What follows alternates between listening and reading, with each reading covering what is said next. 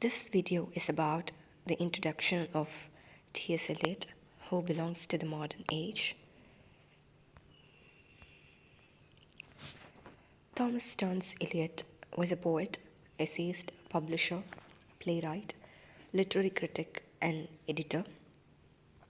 He was considered one of the 20th century's major poets, and he's a prominent figure in English language modernist poetry. Modernist poetry is poetry that's mainly written in Europe and North America between 1890 and 1950. Modernism started with the past with different creations to make it new with elements from cultures remote in time and space. Impersonality and objectivity are the main ideas of the modernists. It was developed out of traditional lyric expression, emphasizing the personal imagination, culture, and emotions and memories of the poet. They move away from merely personal towards an intellectual statement that poetry could make about the world. Even when they reverted to the personal, like T.S. Eliot and Ezra Pound, they instilled personal into poetic texture that claimed universal human significance. Born in St. Louis, Missouri, to a prominent Boston Brahmin family. There is the Boston Brahmins or Boston elite are members of Boston's traditional upper class. They are often associated with Harvard University. Following Anglicanism, he moved to England in 1914 at the age of 25 and went on to settle, work, and marry there. He became a British citizen in 1927 at the age of 39, subsequently renouncing his American citizenship. Eliot first attracted widespread attention for his poem, The Love Song of J. Alfred Prufrock, in 1915, which was received as a modernist masterpiece. The best-known poems in the English language are The Wasteland, The Hollow Man, Ash Wednesday, and Four Quartets. He was also known for his 7 plays, particularly Murder in the Cathedral and The Cocktail Party. He was awarded the Nobel Prize in Literature in 1948 for his outstanding pioneer contribution to present-day poetry. Eliot's childhood infatuation with literature can be observed through many factors. First, physical limitation as a child, congenital double inguinal hernia. He could not participate in many physical activities and thus was prevented from socializing with his peers. As he was often isolated, his love for literature developed.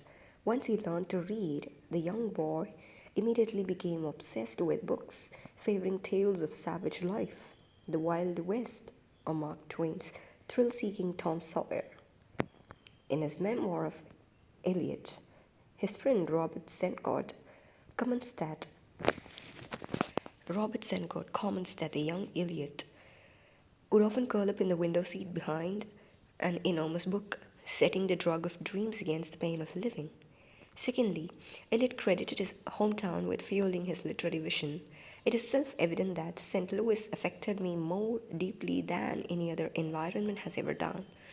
I feel that there is something in having passed one's childhood beside the big river, which is incommunicable to those people who have not.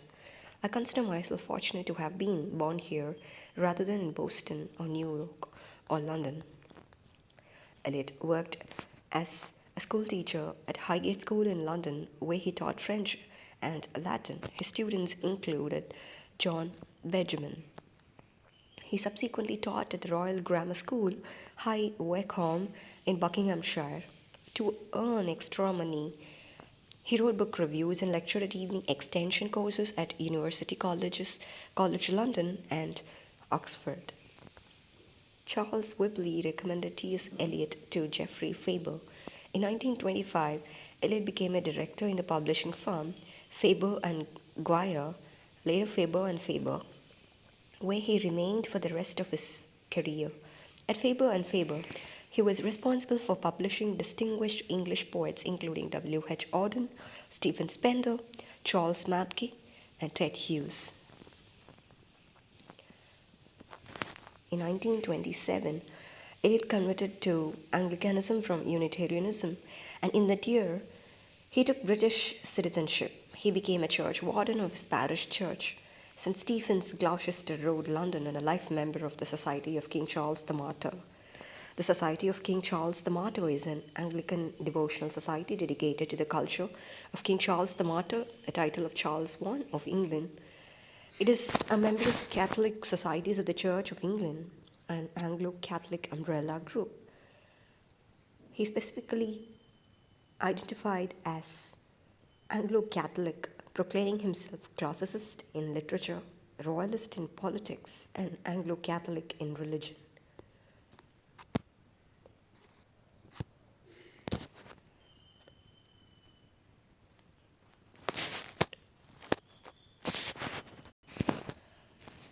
Eliot commented on his religious views that he combined he combined a Catholic cast of mind, a Calvinist heritage, and a puritanical temperament. He also had a wider spiritual interests, commenting that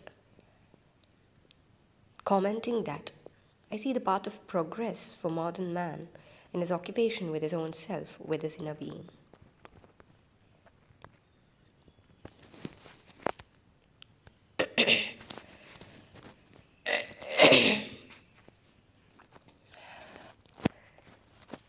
Eliot said of his nationality and its role in his work, I'd say that my poetry has obviously more in common with my distinguished contemporaries in America than with anything written in my generation in England.